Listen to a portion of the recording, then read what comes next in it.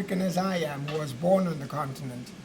And I also see Mal as an extraordinary figure that brings together policy, practice, and framework. He brings those three things together every day of his life. And so it's with great pleasure that I call on Mal Foote to give us his remarks. Thank you, Alan.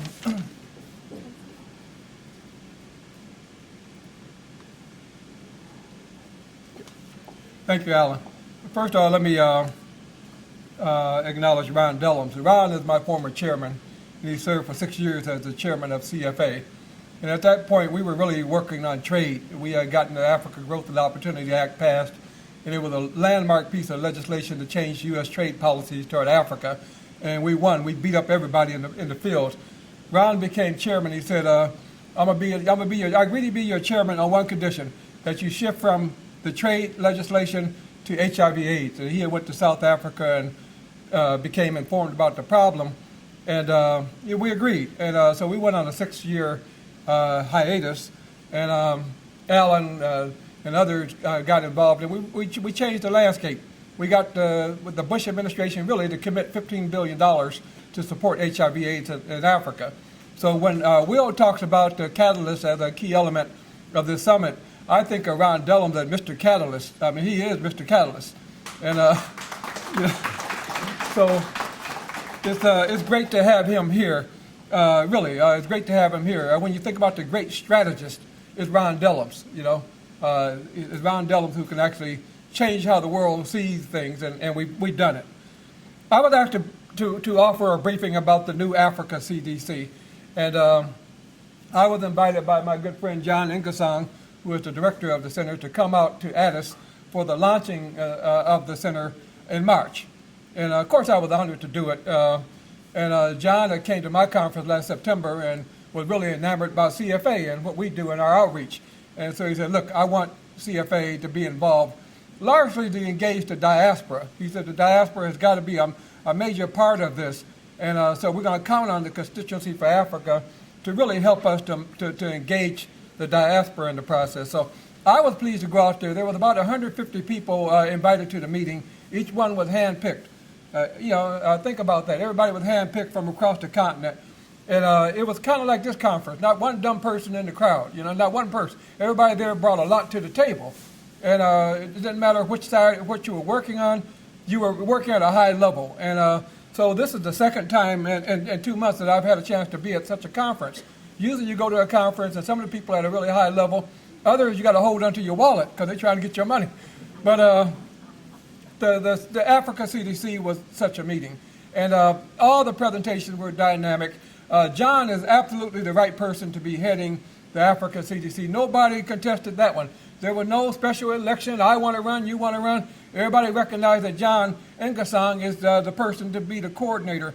Personality is very pleasant, intellectually very gifted, and able to work across all kinds of lines. And he's passionate about Africa and about Africa people. The role I carved out, I dominated that conference. I have to tell you that. I don't go to these conferences and sit on the sideline. I dominated, and I made sure that the diaspora was front and foremost in every discussion. And to the point where some of the moderators, when they called on me, my hand was permanently in the air. When they called on me, they said, "Okay, Mr. Diaspora," so I have a name in Africa, Mr. Diaspora.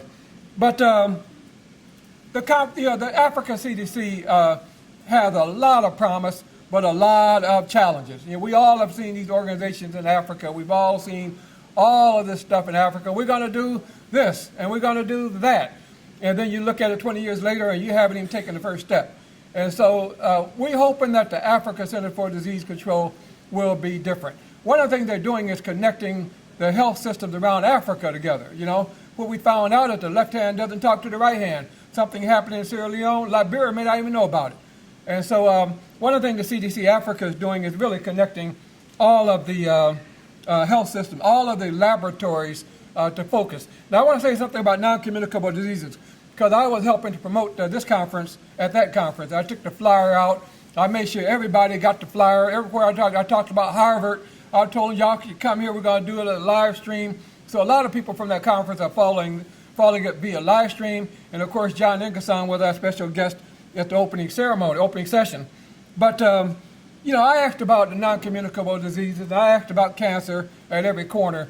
And, the word was absolutely yeah.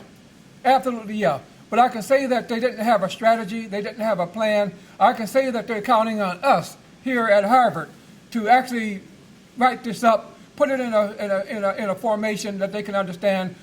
Do your homework and give them a strategy.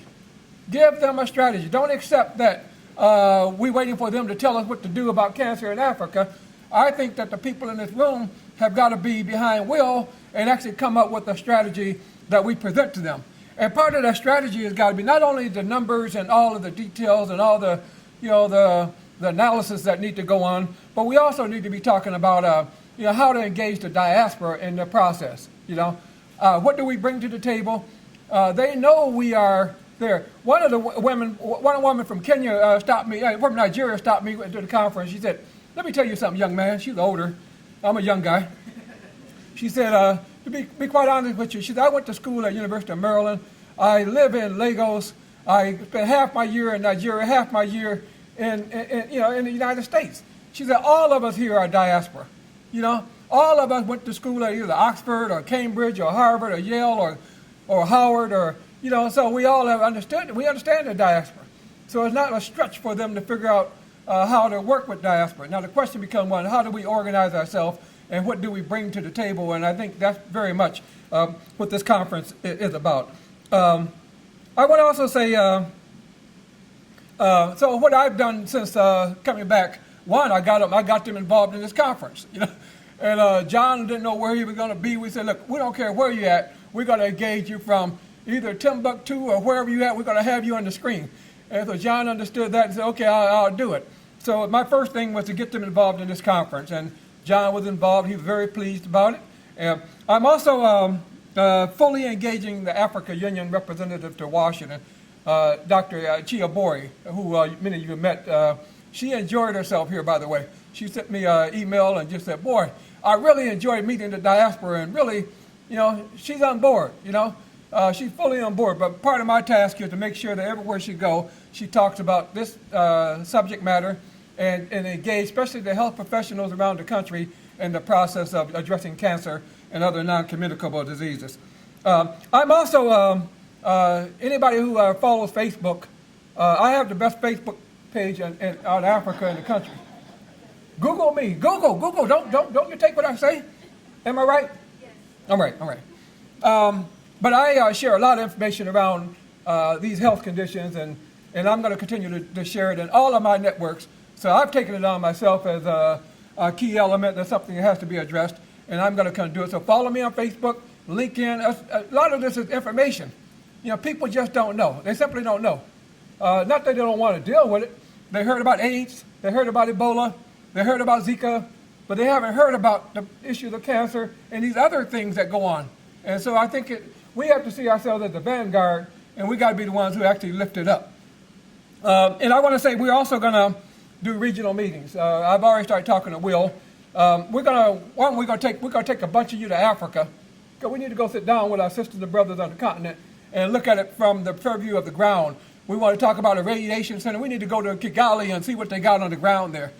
We need to go and take a look. So we got to figure out a fact-finding mission where we go around Africa and let them know, link the diaspora in with what's going on underground. So Will, we're counting on you to take the lead on that and help us. We'll work together on it. And so we're planning to do regional meetings this year and next year. We're going to go to Los Angeles. We'll get the chair. We'll ask Congressman Dellum to help us get the Congressional Black Caucus to help us in each one of these cities to host us in these cities. And so we'll call on Chairman Ron Dellums, who we always call on when we want some heavy lifting. We don't call on him when we want light lifting. We only call on him when we need the heavy lifting. But we want to go to these cities. We'll get a member of the Congressional Black Caucus to host us. We'll pick out 6 to 8 cities, and everywhere we go, we'll bring the diaspora together. We'll bring Ambassador Chiambori. We'll bring Alan. We'll bring all the experts and really have a healthy discussion around these issues and a mobilizing strategy. Who's going to do what? What's the time frame? How do we actually have a bigger impact on Africa? So that means technical assistance, it means equipment, it means the whole 9 yards. Alan, thank you very much for the time. With that, Mr. Chairman, I yield back the remainder of my time. Thank you, Mal.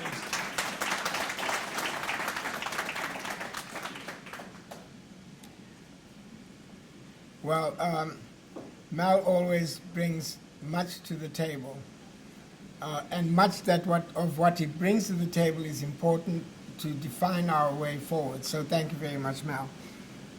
I want to just talk a little bit about the chairman of CBIS's Scientific Advisory Board, and also the interim chairman of CFA is the same person. This here is not a picture of Frederick Douglass. This is a picture of Dr. Roscoe M. Moore. Dr. Moore was the second person of color to be hired as an epidemic intelligence officer in the late 1960s by the CDC. So Dr. Moore was in the CDC long before the CDC in Africa was created. The second thing about Dr. Moore is that they sent him to Brownsville, Texas, to investigate the problem of equine encephalopathy, or encephalitis actually. And Dr. Moore, at this time in Brownsville, they weren't having any people of color staying in any of the hotels. And Dr. Moore made a